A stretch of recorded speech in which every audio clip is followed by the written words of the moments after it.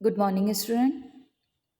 Today we will study chapter number 10, 18th century political formation. It's my lecture number 2. इससे जो previous lecture था उसमें हमने half lesson के समथिंग डिस्कस किया था, स्टडी किया था।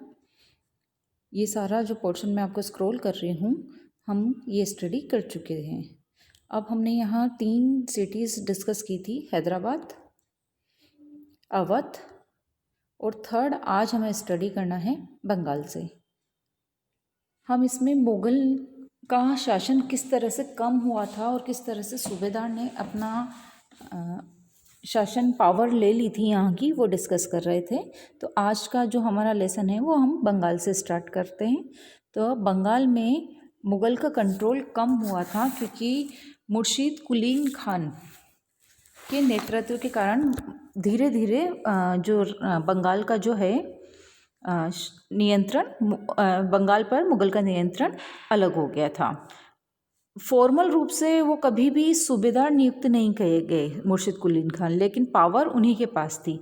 फॉर्मली नहीं बने, लेकिन मतलब जितनी भी सूबेदार से जुड़ी हुई पद और सत्ता उन्होंने धीरे धीरे अपने हाथ में ले ली थी।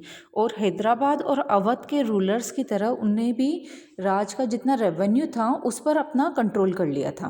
बंगाल में मुग़ल के प्रभाव को उन्होंने इम्पैक्ट को कम करने के लिए बंगाल में जो रेवेन्यू था उनका एक लार्ज स्केल पर पूरा दोबारा से ऑर्गेनाइज करने का ऑर्डर दे दिया था। और सभी ज़मींदार जो जितने भी वहाँ पर ज़मींदार थे ना, उनको बहुत स्ट्रिक्टली उनसे रेवेन्यू वसूल किया जा रहा था। इसका रिज़ल्ट ये आया कि बहुत सारे जितने भी ज़मींदार थे वो बैंकर या मर्चेंट से उनको लोन लेना पड़ रहा था, उधार लेना पड़ रहा था। और जो लोग राजस्व का, रेवेन्यू का भुगतान नहीं कर पा रहे थे, जो रेवेन्यू नहीं दे पा रहे थे, उन्हें मजबूरन अपनी जो लैंड है वो ज़मींदारों को बेचनी पड़ रही थी। तो इस तरह का वहाँ का शासन स्टार्टिंग में रहा है। अब इस प्रकार 18th सेंचुरी में बंगाल के एक रीजनल स्टेट बन गया था बंगाल, और इसमें ज़मींदारों में काफ़ी ज़्यादा चेंजेस आए थे। राज्य और साहूकार, मतलब राज्य और जितने मर्चेंट हैं उनके बीच में हैदराबाद और अवध में जो एक काफ़ी क्लोज जो रिलेशन दिख रहा था वह अलीवर्दी खान के शासनकाल में बंगाल में भी क्लियरली दिखाई दे रहा था। और उनके शासनकाल में जगत सेठ का साहूकार घराना जो था वो काफ़ी ज़्यादा पावरफुल था, काफ़ी समृद्धशाली था।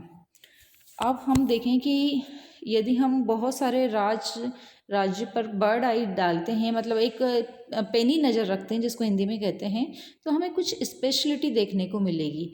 फर्स्ट तो ये कि बड़े राज्य जो मुग़ल के सब्स्टिट्यूशन हैं उनके द्वारा, उनके कलीग के द्वारा स्टेबल किए थे, लेकिन ये जो थे जिन्होंने मुग़ल का राज्य हथियाया था, ये एडमिनिस्ट्रेटिव तौर पर संदेहास्पद थे। मतलब एक डाउट था जो इन्हें एक सब्स्टिट्यूशन के रूप में मिल रहा था। ये ज़मींदारों को लेके एक डाउटफुल था। फर्स्ट तो ये था कि ये तीनों के तीनों ही क्या थे, ज़मींदारों को लेके थोड़ा सा डाउट था इन्हें। सेकंड ये है कि उनका जो रेवेन्यू कलेक्ट करने का मेथड है वो मुग़ल के मेथड है उनसे अलग था। ये राज्य के जितना भी इनका स्टेट था उनके ऑफिसर्स पर डिपेंड नहीं रहकर तीनों राज्य हैदराबाद और अवध और बंगाल ने रेवेन्यू वसूली के लिए एक अलग प्रथा को इस्तेमाल किया जिसे कहते हैं इजारेदार।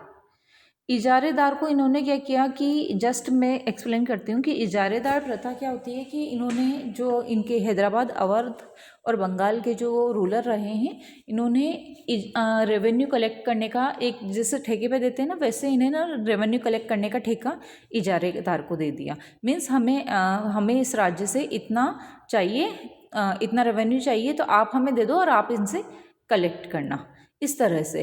तो अब ये जो इजारेदार वाली जो प्रथा थी वो मुग़ल द्वारा पसंद नहीं की जा रही थी, मुग़ल को पसंद नहीं थी ये, लेकिन फिर भी 18th सेंचुरी तक ये पूरे ऑल ओवर द इंडिया फैल चुकी थी। ठीक है, कुछ विलेजेस में जो रीजनल विलेजेस हैं उनमें थोड़ा सा चेंजेस था, लेकिन ऑल ओवर द इंडिया ये वाली प्रथा आ गई थी। इन तीनों में तीसरा कॉमन ये था कि राज्य, स्टेट और जितने भी बैंकर्स हैं या मर्चेंट हैं उनके बीच जो रिलेशन हैं वो काफ़ी स्ट्रॉन्ग समझ में आने लगे थे, उभर के आने लगे थे। मतलब होता क्या था कि जितने भी मर्चेंट हैं या बैंकर्स हैं उन्हें लोग लगान वसूल करने वाले इजारेदार को, मतलब ये जो लोग हैं ना, इजारेदार को पैसा उधार दे देते थे और बदले में उनकी लैंड रख लेते थे और लैंड रखने के बाद खुद के मज़दूरों से उस लैंड पर खेती करवाया करते थे। तो एक नई व्यवस्था धीरे धीरे बन रही थी, इस तरह का यहाँ पर सिस्टम हो गया था।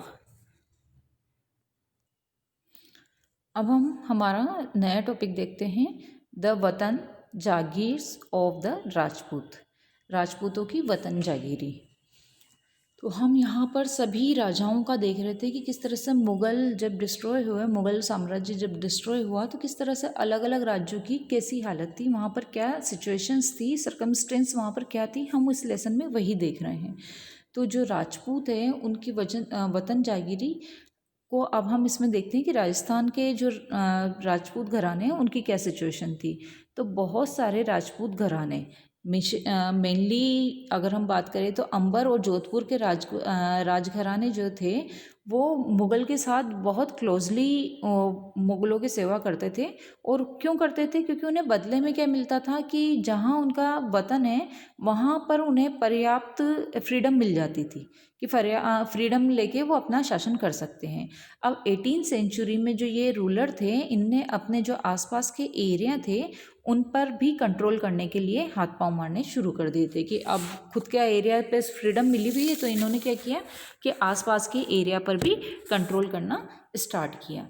तो जोधपुर के राजा अजित सिंह ने भी मुग़ल, और फिर जो जोधपुर के राजा थे अजित सिंह, उन्होंने भी क्या किया कि मुग़ल दरबार में जो जिसे हम कहते हैं कि फ्रैक्शनल पॉलिटिक्स, मतलब गुटियर जो अलग अलग गुट में बन जाते हैं तो फ्रैक्शनल पॉलिटिक्स उसे कहते हैं, तो उसमें अपना ये पैर पसारने उन्होंने स्टार्ट कर दिया था।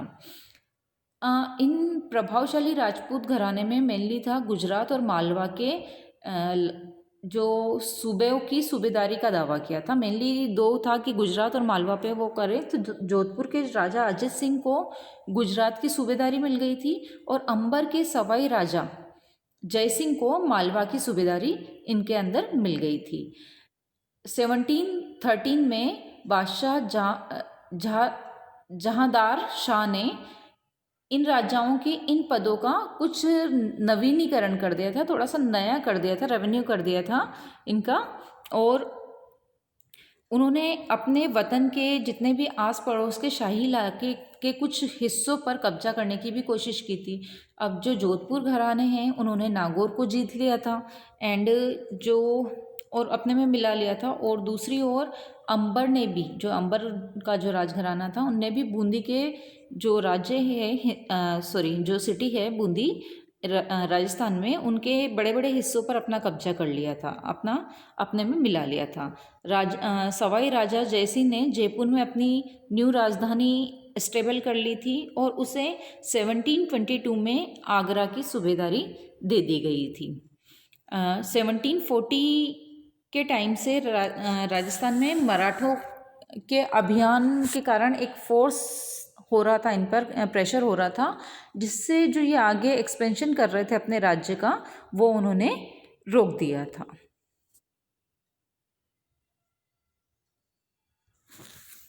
अब हमारा नेक्स्ट टॉपिक लेते हैं सिख।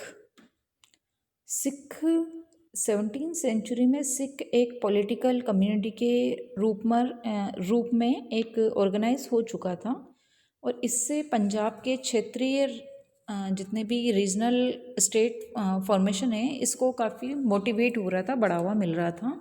अब 1969 में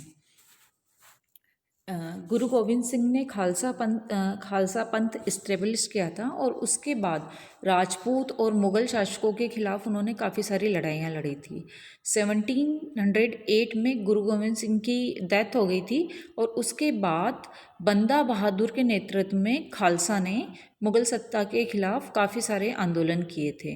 उन्होंने बाबा गुरु नानक और गुरु गोविंद सिंह के नामों वाले सिक्के भी अपने शासन को मतलब उन्होंने सिक्के भी बना दिए थे इस तरह से। और सतलुज और यमुना नदी के बीच में उन्होंने अपने प्रशासन की स्थापना की थी, अपना एडमिनिस्ट्रेशन एम्पायर एस्टेब्लिश किया था।